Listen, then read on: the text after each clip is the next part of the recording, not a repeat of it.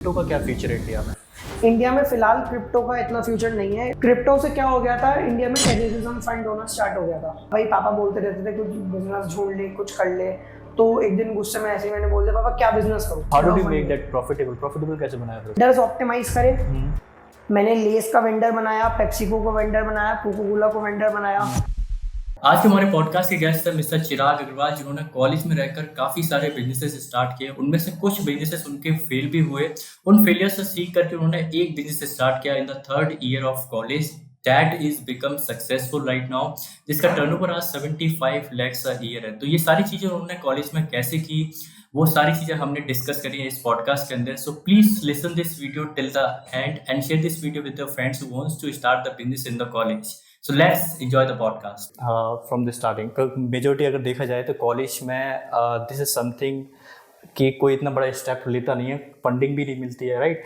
तो ये सारी चीज़ें कैसे स्टार्ट हो रही है and what inspired you to start the business in the college? तो भाई मेरे साथ ऐसा था कि फर्स्ट ईयर में मैं फर्स्ट ऑफ ऑल पहले टेक से रिलेटेड स्टार्टअप किया था मैंने। ओके। तो तब मैंने 2023 में फर्स्ट अपना फॉर्म रजिस्टर करवाई थी by the name of next enterprises. Okay. तो क्योंकि जीएसटी का रूल है कि भाई 40 लाख के अंडर टर्नओवर पे आपको जीएसटी पे नहीं करना। ओके। तो मेरा टर्नओवर उस टाइम पे था भी नहीं उतना, 10-15 लाख का था अगर मैं फर्स्ट ईयर की बात करूं। और फर्स्ट ईयर में अगर मैं बताऊं कि मेरा बिजनेस क्या था, तो याद होगा कि 2021-2022 में क्रिप्टो का बहुत ज़्यादा बूम था मार्केट में।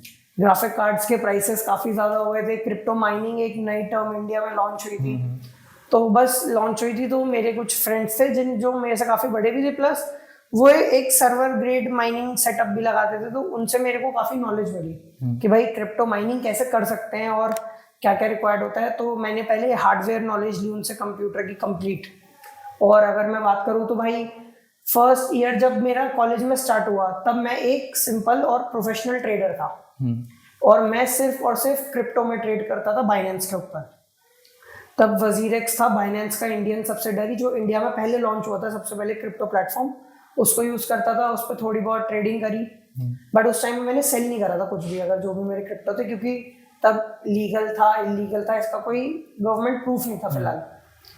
तो जब वो मैंने अपना स्टार्ट करा क्रिप्टो माइनिंग, तो ये बात है फर्स्ट सेमेस्टर जब ओवर हो गया, सेकेंड सेमेस्टर में मैंने अपना पहला माइनिंग सेटअप लगाया जो था 2.5 लाख का।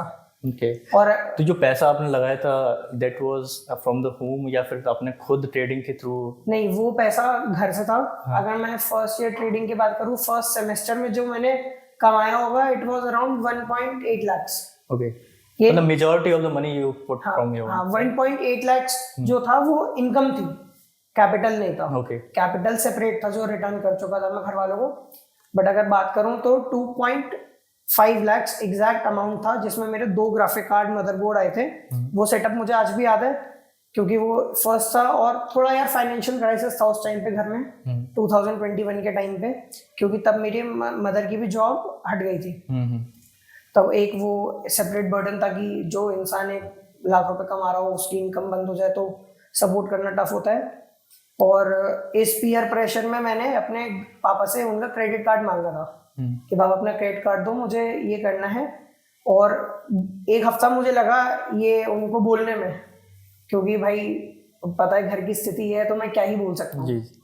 तो मैंने बोला उन्हें, उन्होंने सब चीज़ समझी और 2-3 घंटे में मेरे को अपना कार्ड दे दिया। नेक्स्ट डे जाके मैं ग्राफिक कार्ड्स खरीद लाया। और first month of crypto mining में 35,000 के अप्रॉक्स मनी बनी थी। उसमें से अगर मैं बिजली का बिल हटा दूं तो अराउंड 20,000 नेट इनकम हुई थी। ओके। और अगर कैपिटल की बात करूं तो 2.5 लाख कैपिटल था। तो पहले ये था कि 2.5 लाख जो लगा है वो रिकवर करना है। तो जब वो पापा को दिखा कि 1 महीने में हो गया, तो मेरे पापा के पास जितने क्रेडिट कार्ड थे दैट वाज अप्रॉक्स 30 लाख। तो मैंने कंप्लीट स्वाइप कर दिए सारे के सारे। मैं पूरे 30 लाख के ग्राफिक कार्ड लाया था और अराउंड 28 कार्ड्स आए थे उस टाइम पे। 30, 80, 30, 60 जैसे ग्राफिक कार्ड्स भी अराउंड 80-85,000 के मिलते थे। तो भाई वो बहुत एक्सपेंसिव टाइम था ग्राफिक कार्ड खरीदने का। आज वही कार्ड 25,000 का है। तो वो बहुत अच्छा चला फॉर 1 साल चला वो। प्रॉपर क्रिप्टो माइनिंग, जब इथेरियम का शिफ्ट नहीं हुआ था उसकी सेकेंडरी ब्लॉकचेन में। तो ये 1 साल चला, तो 1 साल में जब मेरे पे क्रिप्टो इकट्ठी हो गई थी सारी, मैंने क्या करा था, 30 लाख के जब कार्ड स्वाइप करे थे तो उनकी ईएमआई कन्वर्ट कर ली थी 2 साल की। ओके। तो जितनी ईएमआई आती थी और जितना पापा अपना पुट इन कर सकते थे उसमें एडिशनली, उतना माइनस डिफरेंस करके मैं उतना ही क्रिप्टो सेल करके काम करता था। और मैं क्रिप्टो P2P के थ्रू सेल नहीं करता था क्योंकि उसमें मेरे को टैक्स लगता। ओके। तो कुछ फ्रेंड्स थे जिनको क्रिप्टो लॉन्गर पीरियड के लिए इन्वेस्ट करके स्टोर करना होता था, तो मैं उनको ट्रांसफर कर देता था, उनसे कैश ले लेता था। तो ये जब 1 साल बाद पूरा कंप्लीट हुआ तो मेरे पे काफ़ी क्रिप्टो इकट्ठा हो गई थी। तो मैंने फिर क्या करा कि अपना स्लोली ग्राफिक कार्ड सेल करने स्टार्ट कर दिया, क्योंकि तब जब इथेरियम माइनिंग बंद हुई तो ग्राफिक कार्ड की मार्केट टूटने लग गई। तो मतलब ये था कि 85,000 का ग्राफिक कार्ड मैंने 30,000 में बेचा, बट वो एक लॉस का सौदा नहीं था क्योंकि मेरी कैपिटल पूरी रिकवर हो चुकी थी। अगर मैं बात करूँ how did you sell those graphic cards के, भाई जिनसे खरीदते थे वही बाय कर लेते थे। अच्छा। और OLX पे डाल दिया, OLX पे सबसे ज्यादा सेल हुआ। अच्छा। और सबसे बड़ा मेजर जो मैं अपना अचीवमेंट कहूंगा वो है मेरी क्लाइंटेल जो मैंने बनाई वाइल क्रिप्टो माइनिंग। तो क्या हुआ कि जब क्रिप्टो माइनिंग स्टार्ट हुई तो बहुत सारे यूट्यूब चैनल्स निकल गए, जिनमें वन ऑफ द 2 सबसे बड़े यूट्यूब चैनल थे, एक था नेक्स्ट्रॉन माइनिंग और एक था सोलर माइनर। उनमें से Nextron mining was one of my friend and he is the biggest crypto miner till in Asia. तो उसको मैंने रीच आउट करा, उसने मेरे को तब इंस्टेड ऑफ ग्राफिक कार्ड उसने मेरे को बोला कि A6 मशीन ले लो। A6 मशीन जो होती है वो होती है कि अगर फॉर एग्जांपल आपको बिटकॉइन माइन करना है तो उसके एल्गोरिदम है SHA-256, तो वो सिर्फ SHA-256 के बेस एल्गोरिदम के कॉइन्स माइन करेगा। तो उन्होंने मेरे को गाइड करा कि ग्राफिक कार्ड से इस पे शिफ्ट हो जाओ। तो मैंने जितना ग्राफिक कार्ड सेल करे थे उनसे जो भी पैसे इकट्ठा हुआ कुल मिला के 5 लाख के अराउंड हुआ था। मतलब 30 लाख की चीज 5 लाख में बिकी, 6 लाख में एक्चुअल। तो 6 लाख के मैंने ASIC मशीन ले ली। ASIC मशीन कुल मिला के मैंने सिर्फ 3 महीना चलाया क्योंकि उनमें पावर ड्रॉन बहुत ज्यादा थी, हीटिंग ओवर हीटिंग थी उसमें बहुत ज्यादा। तो वो मैं सोचा कि भाई ये तो नहीं चल पाएगा मेरे घर में। और उसमें हाई वाले फैन लगे हुए थे, हाई RPM वाले, तो वो बहुत ज़्यादा नॉइस करते थे, रात में सोने में दिक्कत होती थी, इतनी ज़्यादा नॉइस थी, जबकि वो 1 फ्लोर ऊपर थे मेरे घर के। तो भाई वो बंद कर दी माइनिंग। अब मैं कुल बताऊं कि जब ये माइनिंग से मैंने इनकम करी और ये सब करा तो मैंने पैसे कम सेव करने में मैं बिलीव रखता हूँ। मैं अगर बात करूं कि भाई पैसे अकाउंट में कितने पड़े हैं तो मैं वो चीज़ नहीं रखता। मेरे को है कि अगर फॉर एग्जांपल अकाउंट पे मेरे 1 लाख रुपए रखे हैं तो 80,000 की कोई ना कोई मैं चीज़ खरीद लाऊंगा, चाहे वो मेरे काम की होती है नहीं होती। रीइन्वेस्ट करते रहते हो? ये इन्वेस्ट नहीं करता, मैं वेस्ट करता रहता हूँ। वेस्ट? हाँ, ये मेरे को बहुत बाद में समझ आता है कि इस चीज़ को मेरी रिक्वायरमेंट नहीं थी, ये मैंने फालतू में ले ली। बट कुछ ना कुछ तो सोच करके इन्वेस्टमेंट के तो नहीं, यही तो बात है। अब जैसे फॉर एग्जांपल मुझे गेम खरीदना है, मुझे पता है कि ये फ्री में खेला जा सकता है या कोई सब्सक्रिप्शन पास लेके कुछ भी, बट नहीं, मैं फिर भी उस पर पैसे वेस्ट कर देता था। ऐसे ही क्लब्स में काफी पैसे वेस्ट करे, तो क्योंकि मेरे को तब पैसे की वैल्यू नहीं थी। ये मेरे को 1.5-2 साल बाद 3rd ईयर में पैसों की वैल्यू समझ आई। अब ये फर्स्ट ईयर में जो स्टार्ट करा 1 साल चला था शायद फर्स्ट ईयर में, फिर हाँ 1.5 साल चला proper. Second business sir? Second business था मेरा क्रिप्टो लेंडिंग का। अच्छा, क्रिप्टो में ही सेकंड बिजनेस? हाँ, सेकंड बिजनेस क्या था कि जैसे अब क्रिप्टो माइनिंग ग्राफिक कार्ड्स पे हो चुकी थी बिल्कुल बंद, तो अब मैंने वही बताया ना, मैंने क्लाइंटेल कमाई थी, तो मैं एक ग्रुप के साथ जुड़ा हुआ था। उस ग्रुप में one of the India's richest people थे जो माइनिंग में 50-60 लाख रुपए बिना देखे इन्वेस्ट कर देते थे। मतलब 2-2 करोड़ के हाइड्रो फार्म्स लगा रखे हैं। इसमें कुछ ऐसे मिनिस्टर्स भी थे, उनके बेटे थे जो क्रिप्टो माइनिंग में 5-5 करोड़ रुपए लगा रखे थे। उन्होंने क्या करा था, डैम्स के पास क्रिप्टो माइनिंग बना रखा था क्योंकि डैम्स के पास फ्री बिजली मिलती है मिनिस्टर्स को। तो ये बहुत बड़ा स्कैम था उस टाइम पे। मतलब वो यार एक टाइप से ना वो स्कैम ही था, क्योंकि यार तुम हाइड्रो इलेक्ट्रिसिटी से, क्योंकि A6 मशीन के साथ दिक्कत ये है, अगर वो 50,000 रुपए बनाती है तो 60,000 रुपए की बिजली खाती है। तो A6 मशीन, जैसे चाइना में लोग सोलर माइनिंग करते हैं, उस पर सोलर फ्री है, तो फ्री इलेक्ट्रिसिटी से ही आप एसिक माइनिंग कर सकते हो। तो इंडिया में एसिक माइनिंग जो करी है वो ज्यादातर मिनिस्टर्स के बेटों ने करी है। अच्छा। और उत्तराखंड में सबसे ज्यादा माइनिंग हुई है एसिक्स पे, क्योंकि वहाँ सबसे ज्यादा हाइड्रो डैम्स है। During your first year of business, जो पहला बिजनेस था, फिर सेकंड बिजनेस, ओवरऑल क्या था? तो फेल्योर था या फिर आपने कुछ पैसा बनाया या फिर ओवरऑल इक्वल था? हाँ, वो कंप्लीटली प्रॉफिटेबल था, वो Profitable ट्वाइस प्रॉफिटेबल था। तो पैसा बनाया उससे फिर आप? हाँ, बहुत, उससे तो काफी पैसा बना। प्लस उससे अगर मैं बात करूँ, मेरे को जो चीजें खरीदनी थी वो खरीदी मैंने। वो चाहे मेरा लैपटॉप हो गया, मेरे फोन्स हो गए, मेरी गाड़ी हो गई, वो सब उसी से खरीदा मैंने। तो मैं वही बता रहा हूँ, अगर मैं पैसा सेव करने की बात करूँ तो पैसा सेव नहीं करा मैंने वो पैसा आया और वो उड़ाया। ये मेरी गलती रही है। हाँ। कि कुछ ना कुछ तो अगर जैसे इंसान कमा रहा है तो सेव करना चाहिए। वो खैर वो इंसान को मैच्योरिटी। तो why did you shut down? करते तो जब अच्छा चल रहा था, प्रॉफिटेबल था, तो वो दोनों बिजनेसेस को बंद कर इसलिए दिया? बंद हुआ क्योंकि क्रिप्टो माइनिंग ही बंद हो चुकी थी। अच्छा। अब जब माइनिंग बंद हो गई तो ट्रेडिंग में तो इतना प्रॉफिट है ही नहीं भाई। Trading is a zero sum game. अगर तुम कमा रहे हो तो मेरा लॉस हुआ है इसलिए तुम कमा रहे हो, और तुम हार रहे हो तो मैं कमा रहा हूँ। तो ट्रेडिंग में जो कमाता है वो सिर्फ ऑपरेटर्स होते हैं, ऑपरेटर्स कमाते हैं। क्रिप्टो माइनिंग में भी ऑपरेटर्स होते हैं, तो सिर्फ वही लोग कमाते हैं। तो इंडिया का अगर देखें यार, इंडिया का फ्यूचर देखें तो क्रिप्टो का क्या फ्यूचर है इंडिया में? इंडिया में फिलहाल क्रिप्टो का इतना फ्यूचर नहीं है ड्यू टू टैक्सेशन लॉस, क्योंकि यहाँ पे रेस्ट्रिक्शंस भी बहुत ज्यादा है, रिस्ट्रिक्शंस भी बहुत रेगुलरिटीज ज्यादा नहीं है है कुछ भी। और सबसे बड़ी बात है कि आपके बैंक अकाउंट्स फ्रीज होते हैं। तो वो फ्रीज इसी रीजन से होते हैं। फॉर एग्जांपल, अगर मैंने आपको 10 रुपए भी भेज दिए बट मेरे को 9 रुपए भेजने थे, तो बैंक वो पूरा, मैं साइबर कंप्लेंट करूंगा और आपके पूरे 10 रुपए फ्रीज हो जाएंगे और आपके अकाउंट में जितने रुपए पड़े हैं वो भी फ्रीज हो जाएंगे। ये सबसे ज्यादा ड्रॉबैक है जो 2022 में स्टार्ट हुआ। 2023 में ये बहुत ज्यादा इम्प्लीकेट हो गया था। आरबीआई ने पुलिस को खुली पावर दे दी थी, साइबर सेल को, कि आप अकाउंट्स ब्लॉक करो। क्रिप्टो से क्या हो गया था, इंडिया में टेररिज्म फंड होना स्टार्ट हो गया था। ऑब्वियसली। तो पाकिस्तान से या और कहीं से क्रिप्टो के एक्चुअल फंड्स आए हैं इंडिया में, जिन्होंने टेररिज्म को फंड करा है। और वो क्या करते थे कि क्रिप्टो आपके वॉलेट में आ गया और आपने उसे सेल कर दिया P2P के थ्रू। P2P होता है पर्सन टू पर्सन सेल। तो उसमें आपके डायरेक्ट बैंक अकाउंट में पैसे कटने आते हैं।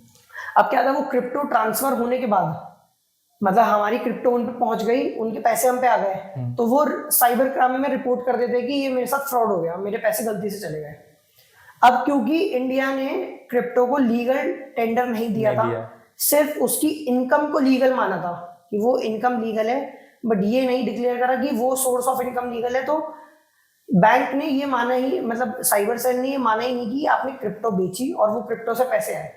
उनको क्रिप्टो बहुत देर में समझ आया कि एक्चुअल में क्रिप्टो वर्क कैसे करता है, क्योंकि डिसेंट्रलाइज्ड है। आज भी क्रिप्टो में ट्रेड तो करते हैं लोग, आज भी करते हैं, बट इंडिया में अनसेफ है। और बहुत जो प्रोफेशनल लोग हैं वो नहीं करते, इंडिया में रह के नहीं करते। इसके दो ऑप्शंस हैं, या तो आपका कोई यूएस में कोई फैमिली मेंबर हो या कोई फ्रेंड हो, उसके अकाउंट पे आप कर लो, वो वीपीएन के थ्रू होता है यूएस में, या आप सिंगापुर या दुबई में रजिस्टर करके कर सकते हो बहुत आराम से।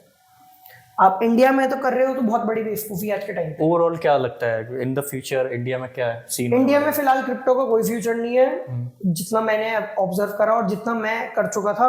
मेरे को तो तब भी 3-4 महीना लेट हो गया था ये समझने में कि भाई इंडिया में बेकार है ये सब करना। तब मैं तो यही बोलूंगा कि भाई एग्जिट मिला, बट सही टाइम पे राह मिल गई कि भाई एग्जिट ले लो, वरना आप खुद इसमें फंस जाओगे बहुत बुरा। So the next what did you start? उसके बाद ये सारी चीजें करने के बाद? उसके बाद मैं 3 महीना खाली बैठा था, जब मेरा ऑलमोस्ट 3rd ईयर चल रहा था। 3rd ईयर जैसे ही मेरा, हाँ 2nd ईयर के एंड में मैं खाली बैठा था, तो 3rd ईयर मेरा स्टार्ट हुआ। तब मेरे पापा ने, वही पापा बोलते रहते थे कुछ बिजनेस ढूंढ ले, कुछ कर ले। तो एक दिन गुस्से में ऐसे ही मैंने बोल दिया, पापा क्या बिजनेस करूँ? ठीक है, तो पापा क्योंकि मेरे कानपुर से बिलोंग करते हैं और कानपुर का मॉर्निंग स्नैक है बन मस्का। बन मक्खन होता है, और वो व्हाइट वाला मक्खन होता है, अपना देसी मक्खन नहीं होता, जैसा अमूल का होता है। तो वो बहुत ज्यादा फेमस डिश है वहाँ की, कि सुबह 6 बजे जाओ तो चाय और बन मक्खन मिल जाएगा। तो पापा ने कहा कि एक चाय और बन मक्खन का ठेला खोल दो तुम। अच्छा। ई रिक्शा पे बेस्ड। अब मेरे को इस चीज से दिक्कत नहीं थी कि अगर वो ठेला मैं खुद चलाऊं, बट मेरे को वो बहुत ज्यादा यूनिक लगा क्योंकि मेरे को पर्सनली वो टेस्ट बहुत पसंद था और काफी लोगों को पता था कि बन मक्खन एक्चुअल में क्या होता है, और वो एक अच्छी ब्रेड मतलब ताजी ब्रेड का मिलता है तो ज्यादा टेस्टी लगता है। तो व्हाट आई डिड वाज, मैंने एक पहला अपनी लाइफ में पहला लोन अप्लाई किया था। तो ये सब मैं आपको भी बता रहा हूँ क्योंकि ये आप लोग भी कर सकते हो, ये लोन सबके लिए अवेलेबल है, ये गवर्नमेंट के थ्रू ही स्कीम है और हर स्टेट में ये स्कीम अवेलेबल है। और इसमें अगर आपको स्टेट में स्कीम नहीं मिलती तो सेंट्रल गवर्नमेंट की भी स्कीम है, तो डेफिनेटली लोन तो मिल ही जाता है। अच्छा, अब क्या है कि जस्ट विदाउट एनी सिक्योरिटी। हाँ, विदाउट एनी सिक्योरिटी डिपॉजिट, कुछ भी आपको इसमें गिरवी नहीं रखना। अच्छा, उसमें क्या प्रोसेस रहता है? उसका प्रोसेस मैं आपको बताता हूँ जो मैंने बिल्कुल अप्लाई करा। देखो, हर स्टेट में और हर सिटी में, इनफैक्ट सॉरी स्टेट नहीं, हर सिटी में एक डीआईसी ऑफिस होता है। तो डीआईसी ऑफिस का काम होता है स्मॉल स्केल इंडस्ट्रीज और लार्ज स्केल इंडस्ट्रीज जो होती हैं उनको फाइनेंशियली सपोर्ट करना या XYZ किसी भी टाइप की सपोर्ट प्रोवाइड करना। फॉर एग्जांपल, आपको मशीनरी लेनी है बट आपको नॉलेज नहीं है कैसे ऑपरेट करना है, क्या लेना है, तो DIC office is capable. Generally DIC office state schemes को ज्यादा प्रमोट करता है, सेंट्रल को कम करता है, क्योंकि सेंट्रल बहुत कम स्कीम्स निकलती है। तो मैंने ये लोन लिया था 2023 में। 2023 के दिसंबर में मेरा पहला अकाउंट में आया था अमाउंट। तो इसका प्रोसेस ये था कि भाई उस टाइम पे PMEGP योजना थी, प्रधानमंत्री रोजगार योजना करके कुछ था। उसमें ये था कि अप टू 10 लाख रुपीज आपको अंडर MSME आपको लोन मिल सकता है। Okay. क्योंकि मेरी फॉर्म भी 2023 में ही रजिस्टर्ड थी और 6 महीने हो चुके थे। किसी भी लोन को अप्लाई करने के लिए ये ध्यान रखना कि आपको फॉर्म नहीं होनी चाहिए, आपके नाम पे कोई भी प्री रजिस्टर्ड फॉर्म नहीं होनी चाहिए। आज भी एग्जिस्टेंस है ना यही प्रोसेस सेम? हाँ, सेम सब कुछ जो मैं प्रोसेस बता रहा हूँ बिल्कुल सेम है। आपके पास कोई भी प्री रजिस्टर्ड फॉर्म नहीं होनी चाहिए, होगी तो आप उसे क्लोज करा सकते हो और एक नई फॉर्म बिल्कुल फ्रेश अप्लाई कर सकते हो। और बहुत सारी योजना होती है, किसी भी योजना के अंडर आप अप्लाई कर सकते हो। हर योजना में ऑलमोस्ट 15 to 35% सब्सिडी होती है of amount. For example 10 lakh का मेरे को जो बेनिफिट मिला, 2.5 लाख रुपए मेरे को सरकार ने माफ कर दिए। तो टेक्निकली मेरे को जो पे ऑफ करना पड़ा सरकार को वो करना पड़ा 7.5 लाख रुपए। और उसका rate of interest typically business loan से बहुत कम था, जो कि 12% पे था। नॉर्मली बिजनेस लोन 14 से 16-17% पे होता है, 18% पे भी होता है डिपेंडिंग अपॉन बिजनेस परफॉर्मेंस। तो मैंने ये अप्लाई करा। मेरे को टोटल मैं बताऊं तो 1 महीने का टोटल प्रोसेस लगा, डॉक्यूमेंटेशन वर्क लगा। इसमें सबसे पहले मैंने ई रिक्शा का जो था मैन्युफैक्चरर, गाजियाबाद में एक ही मैन्युफैक्चरर था जो ई रिक्शा पे फूड कार्ट बनाता था, उसको अप्रोच करा, उससे कोटेशन ली। कोटेशन को मैंने एक एग्रीमेंट टाइप का तो नहीं, उसे क्या कहते हैं यार, जब आप कुछ अप्लाई करते हो, कुछ पोर्टफोलियो टाइप का बनाया कि मैं अपने बिजनेस को कैसे बनाऊंगा, आगे 5 साल के प्रोजेक्शंस क्या रहेंगे। ये बना के मैंने डीआईसी ऑफिस में सबमिट करा। क्योंकि कोटेशन समझ नहीं आया। कोटेशन मैंने ई रिक्शा का बनवाया। कि भाई एक ई रिक्शा मेरे को कितने की पड़ेगी। अच्छा। तो मेरे को 2 ई रिक्शा चाहिए थी, तो मैंने 3.5 लाख रुपए की कोटेशन बनवाई। तो 3.5 लाख इंटू 2 टोटल होगा 7 लाख रुपए। और 3 लाख रुपए, 2 लाख रुपए वर्किंग कैपिटल रखा कि भाई बिजनेस को रन करने के लिए भी रनिंग कैपिटल तो चाहिए। ओके। ये तो 3.5 लाख तो कॉस्ट हो गई, वन टाइम कॉस्ट जो आपकी ढांचा बनाने में लग रही है व्हीकल का। तो ये सारा प्रोसेस हुआ, तो मैंने डीआईसी ऑफिस में दिया अपने डॉक्यूमेंट सारे, और ऑनलाइन ही अप्लाई करी थी योजना। तो कोई भी आप योजना होती है वो आप स्टेट गवर्नमेंट की वेबसाइट पे या सेंट्रल की गवर्नमेंट पे जाके देख सकते हो, और हर साल नई योजना आती है।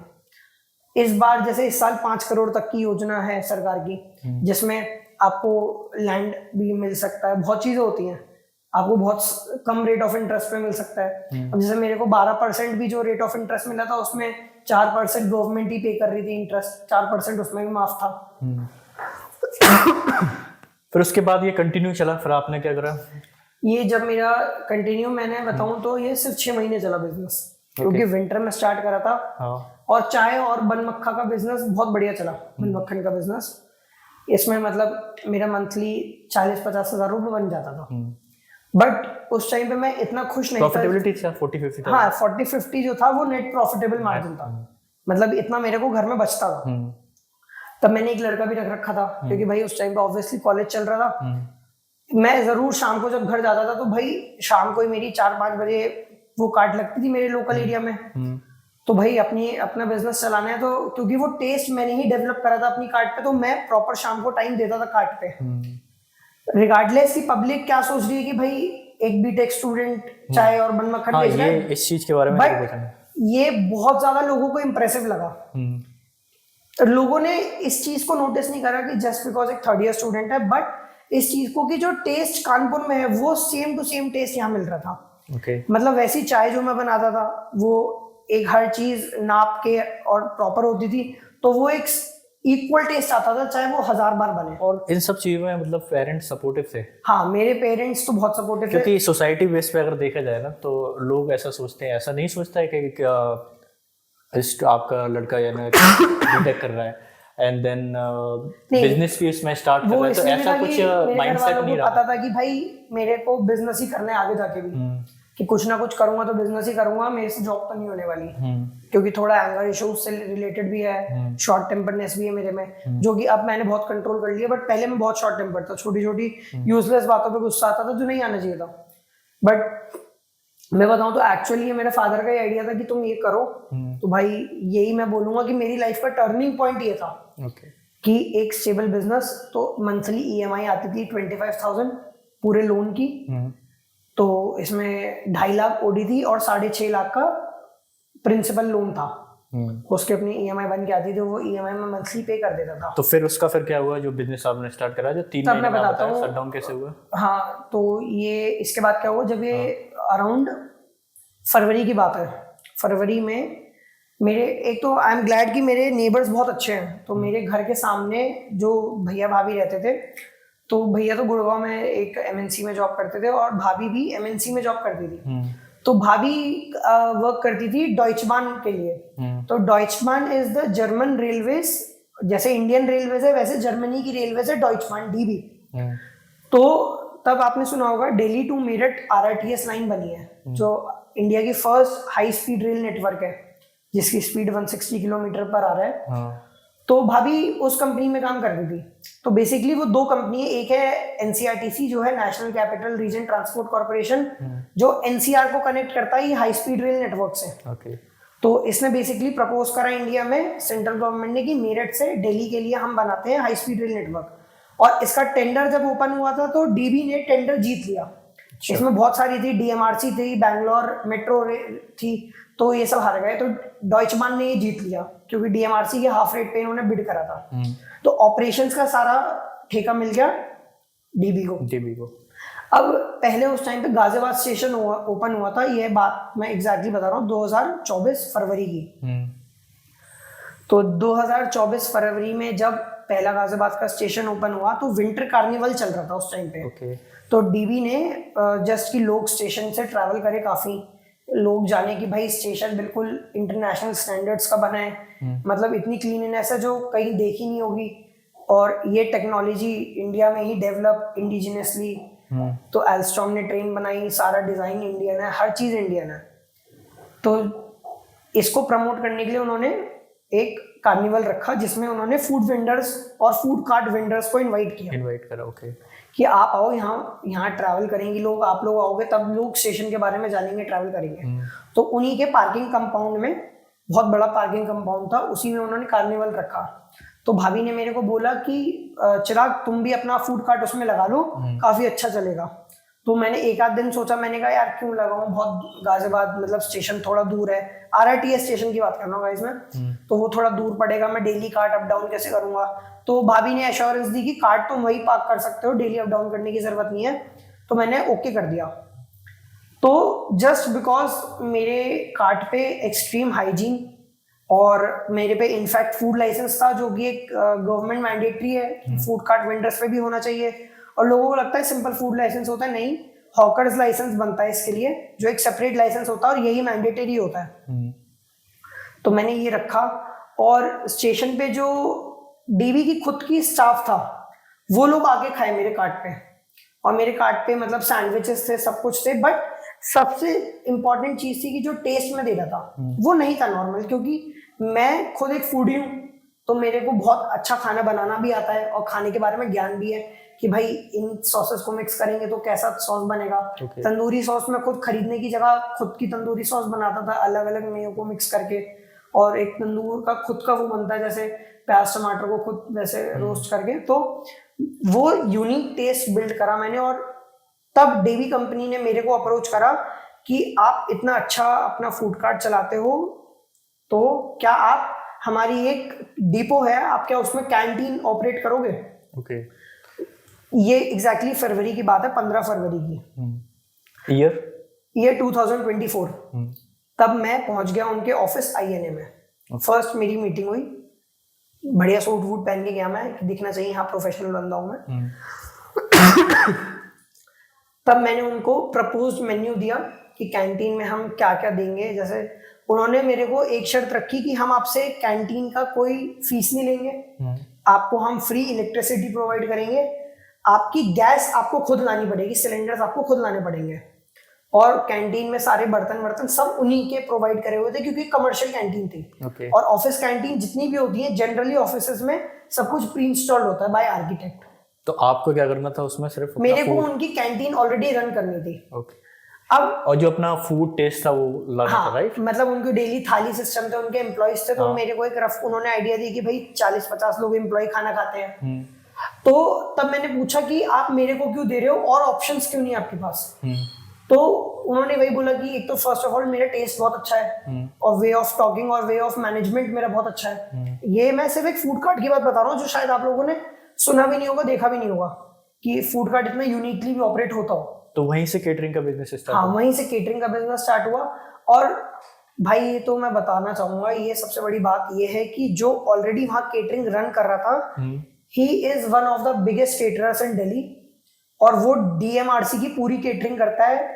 He is 100 times richer than me, 100 गुना है वो मेरा बंदा। What is the turnover of that? उसका टर्नओवर 100 करोड़ के ऊपर हुआ कम से कम। उस पे इतना, मतलब यार जिसके लिए 5-6 करोड़ का इवेंट करना इज पेनी, तो तुम खुद अंदाजा लगाओ कि मैं किस बंदे को बीट करके आया हूँ ये सिस्टम।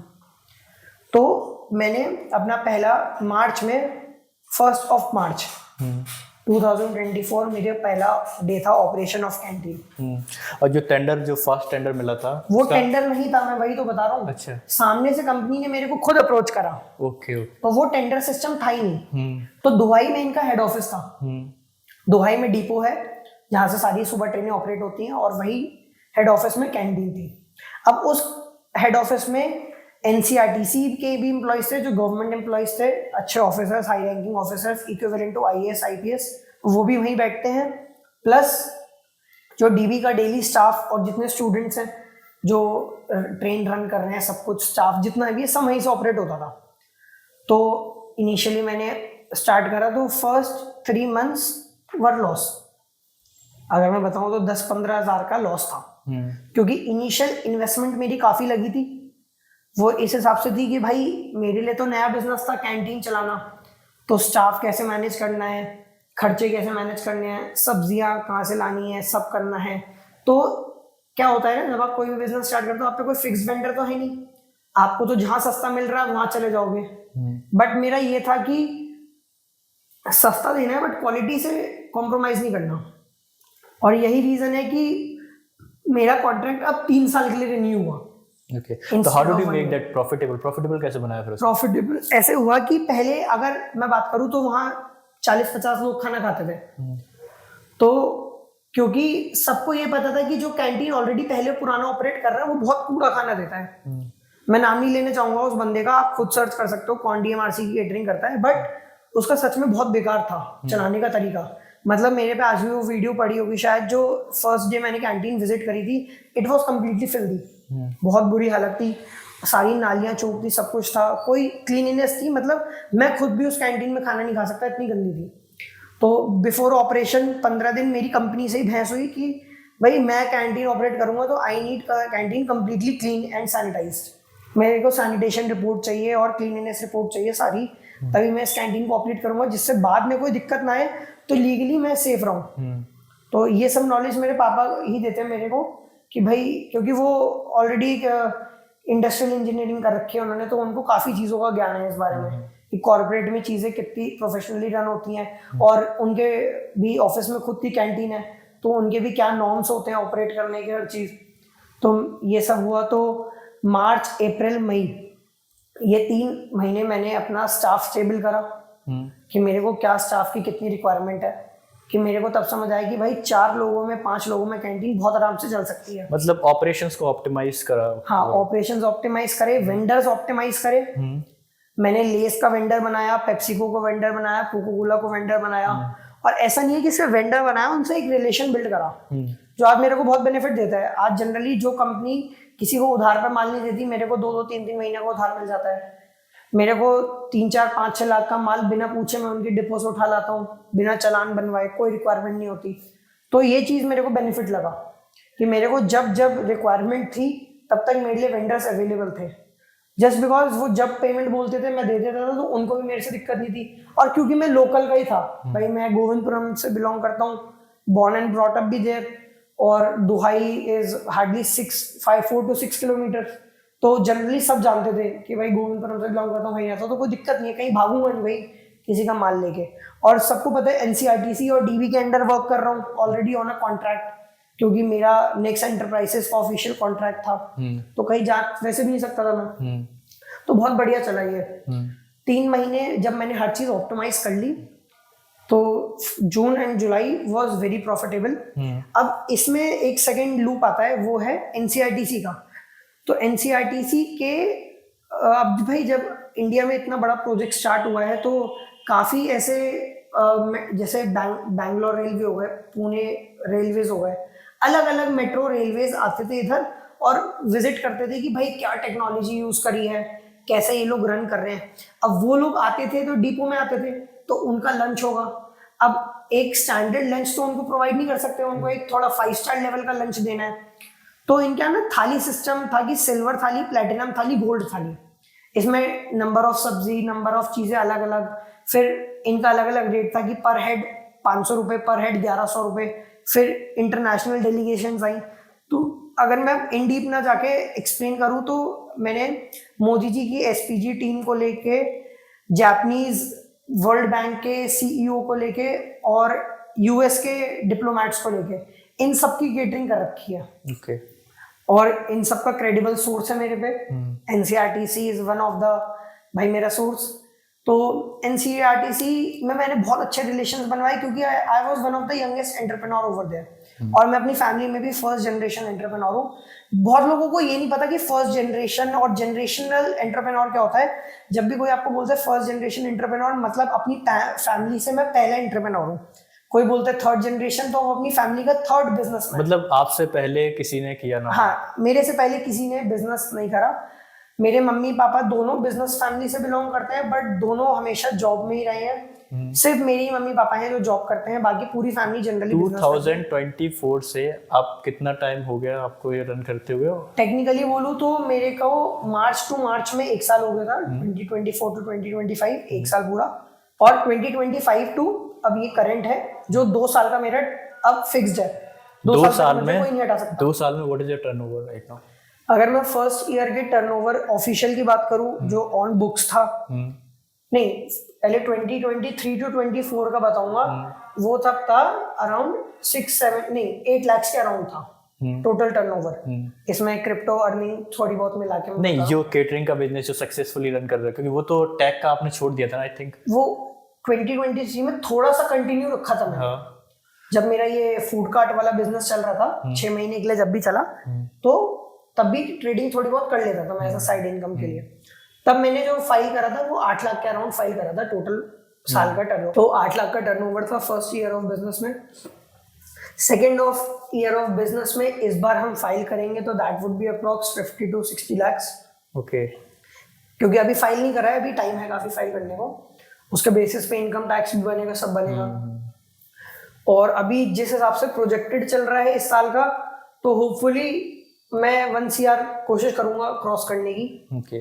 अभी अगर मैं बात करूं तो अराउंड 30 lakhs नहीं 25 lakhs ऑलरेडी क्रॉस हो चुका है टिल मार्च टू, अभी क्या चल रहा है, अगस्त चल रहा है। हाँ।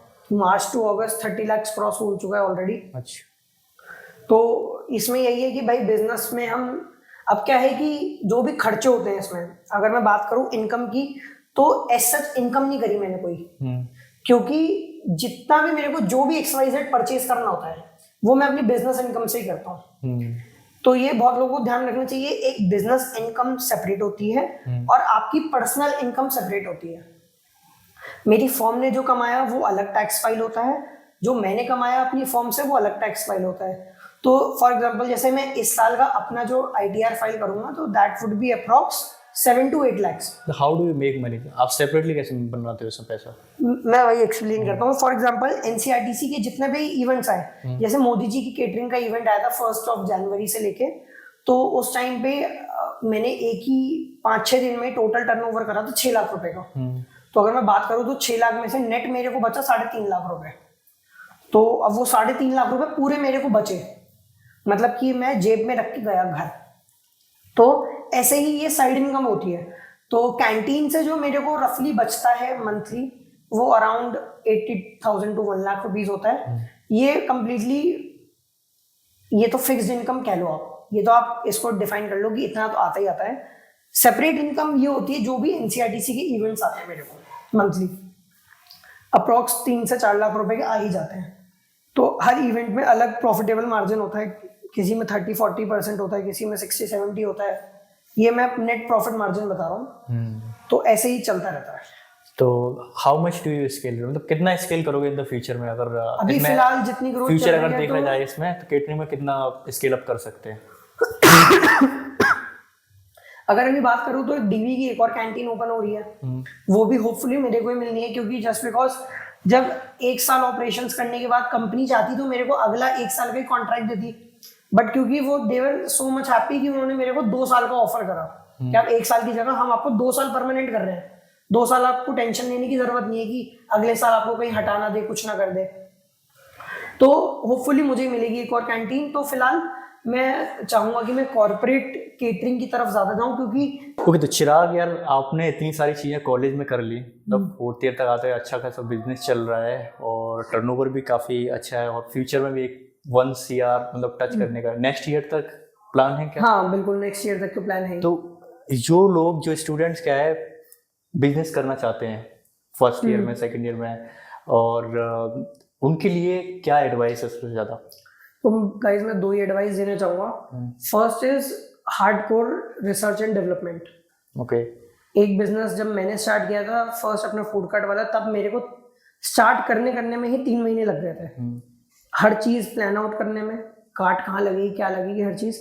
तो अगर आप कोई भी बिजनेस स्टार्ट करते हो, मेरे को रोज 10 ख्याल आते हैं कि आज ये टाइप का बिजनेस करता हूँ, आज ये करता हूँ, बट जब उसको आप वर्ड डॉक्यूमेंट में प्रैक्टिकली मैप आउट करते हो तब मेरे को पता चलता है कि नहीं हो पाएगा भाई ये बिजनेस, या तो ये बियॉन्ड मेरी इन्वेस्टमेंट कैपिटल के है, या भाई मेरे पे इतने रिसोर्सेज नहीं है। कभी मेरे को ख्याल आता है कि भाई ये जो ट्रक्स चलते हैं इनका ट्रांसपोर्ट बिजनेस कर लेते हैं, बट नहीं भाई, ये जो 10-15 साल से चलते आ रहे हैं वो ऐसे ही नहीं चलते आ रहे हैं। आज के टाइम में it is very hard to start a transport business, in fact any business, just because आपको नॉलेज बहुत गैदर करनी पड़ेगी। तो as a student you should get a good research, बहुत अच्छे से इन डेप्थ। और आज तो AI का भाई जमाना ही है, हमारी बीटेक ही उसी में हो गई, तो भाई बहुत अच्छे से आप रिसर्च करो, एक एक बारीकी जानो। अगर आप कोई मैन्युफैक्चरिंग बिजनेस भी कर रहे हो तो पहले अपना कॉम्पिटिटर जानो। फॉर एग्जाम्पल अगर आप एक बहुत अच्छा बिजनेस है कार्डबोर्ड मैन्युफैक्चरिंग बिजनेस। कार्डबोर्ड एक ऐसा डिमांड है जो खत्म ही नहीं हो सकता, हर कंपनी को कार्डबोर्ड चाहिए क्योंकि वो प्लास्टिक से ज्यादा बेनिफिट है। एक कंपनी पे बहुत सारी प्रेशर होता है गवर्नमेंट से कि आप कितना प्लास्टिक वेस्ट निकाल रहे हो, कितना वाटर वेस्ट डिस्पर्स कर रहे हो, हर चीज का कैलकुलेट होता है कंपनी में जो मैन्युफैक्चर करती है। बट एक कार्डबोर्ड अगर आपका ऑल्टरनेटिव है फॉर योर पैकेजिंग तो वो आपके लिए बहुत बेनिफिट है, आधे सैंक्शंस आप पे खत्म हो जाते हैं। तो बेसिकली यही है कि फेल्योर से नहीं डरना चाहिए, और हाँ, फेलियर से सीखना ही चाहिए। डाउन टाइम ऐसा कह लो कि बहुत आएगा, जब आपको बहुत ज्यादा अजीब लगेगा कि यार अभी कुछ चल नहीं पा रहा, इनकम नहीं आ रही। तो everything is not about money but about करेज, कि भाई टिके रहना उस टाइम पे भी। ओके, तो ये सारी चीज़ें आपको याद रखना है एंड आई होप आपको ये पॉडकास्ट वैल्यूबल लगा हो और काफ़ी सारी चीज़ें शेयर करी हैं चिराग ने and this is really very insightful podcast. If you have watched this video till the end, like, share and subscribe. Thank you so much. और गाइस ज़रूर कमेंट करना अगर आपको पार्ट 2 भी चाहिए हो इस पॉडकास्ट का. Sure.